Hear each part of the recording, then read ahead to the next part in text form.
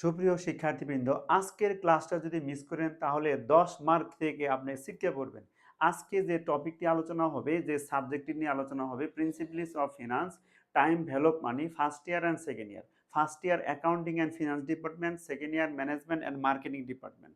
My student, যারা time value of মানিতে দুর্বল তাদের জন্য আজকের ক্লাসটা মনোযোগ সহকারে দেখলে ইনশাল্লাহ time value of money, future ভ্যালুর সম্পর্কে আপনার একটা সিঙ্গেল সূত্রের সম্পর্কে পরিপূর্ণ ধারণা আসে পড়বে। তোমরা স্টুডেন্ট খেয়াল করেন, আমরা এখন শুরু করতেছি।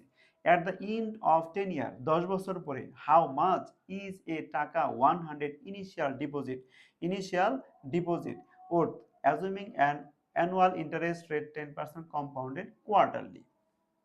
My student, at the end of 10 ইয়ার, এখানে অ্যাট দ্য এন্ড অফ লেখা থাকতে পারে অ্যাট দ্য এন্ড অফ 1 2 3 4 5 ইয়ার, বা আফটার 1 2 3 5 ইয়ার, অথবা এখানে থাকতে পারে টার্মিনাল ভ্যালু, অথবা এখানে থাকতে পারে ফিউচার ভ্যালু। এগুলোর যে কোনো একটা লেখা থাকলে বুঝতে হবে কি ফিউচার ভ্যালুর সূত্র প্রয়োগ করতে হবে। আমার স্টুডেন্টস, ফিউচার ভ্যালুর সূত্র তো কয়েক ধরনের আছে।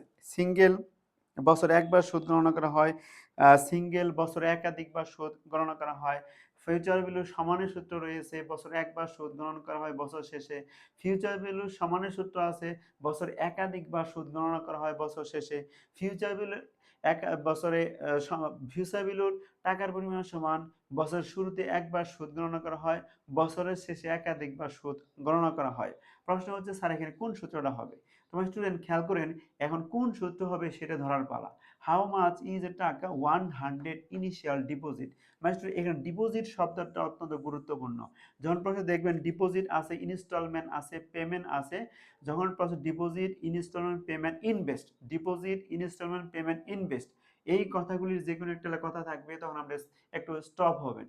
স্টপ হওয়ার পরে ওই ডিপোজিটের সাথে, ইনস্টলমেন্টের সাথে, বা পেমেন্টের সাথে, বা ইনভেস্টের সাথে এই কথাগুলি আছে কিনা, each year, per year, every year, equal payment, installment, sinking fund, accumulated, weekly, monthly, daily, এই কথাগুলির মধ্যে যে কোনো একটা যদি থাকে তাহলে বুঝবো সমানের সূত্র হবে, আর না থাকলে বুঝবো কি সিঙ্গেলের সূত্র হবে। মাই স্টুডেন্ট, তোমার স্টুডেন্ট এখানে আমরা দেখতেছি কি ডিপোজিটের সাথে each year, per year, every year, equal payment, installment, sinking fund এই কথাগুলি নাই। এই দৃষ্টিতে বুঝলাম কি এখানে ফিউচার ভ্যালু সিঙ্গেলের সূত্র হবে। মাই স্টুডেন্ট, ফিউচার ভ্যালু সিঙ্গেলের সূত্র দুইটা।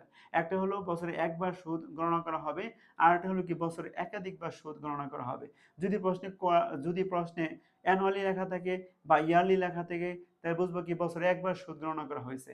আর যখন দেখবো প্রশ্নে annually, half yearly, semi annually, quarterly, bimonthly, এগুলোর মধ্যে যে কোনো একটা লেখা থাকলে বুঝবো কি বছরে একাধিকবার সুদ গণনা করা হয়েছে। তার মানে এখানে কি আমাদের কোয়ার্টারলি আছে, তাই বুঝলাম কি বছরে একাধিকবার সুদ গণনা করা হয়েছে। তাই এখানে সিদ্ধান্ত কি আসলো, ফিউচার ভ্যালু সিঙ্গেলের সূত্র হবে কোনটা, বছরে একাধিকবার সুদ গণনা করা হয়েছে যে সূত্র দ্বারা।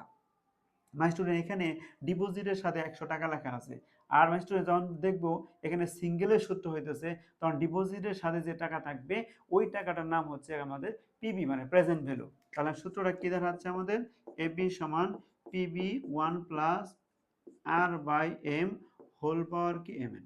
এই হলো আমাদের সূত্র।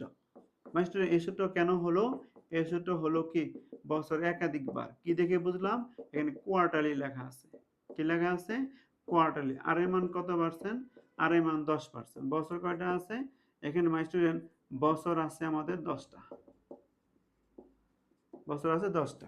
আর মান বসাবো 100, 1 প্লাস 0.10 বাই হচ্ছে, আর এম সমান কত, বছর কবে 4 বার, তাহলে 4 গুণন 10, তাহলে কি হলো 100, আমরা 4 দিয়ে ভাগ করি তাহলে কি আসে 0. এত আসে। তো আমরা যদি ক্যালকুলেশন করি এটা আসবে 268.51। মাই স্টুডেন্ট, আজকের ক্লাসটা যদি আপনি মিস করেন তাহলে কিন্তু আপনি পরবর্তী ক্লাস বুঝবেন না। পরবর্তী ক্লাস বোঝার জন্য আজকের ক্লাসটা আপনার জন্য অত্যন্ত জরুরি।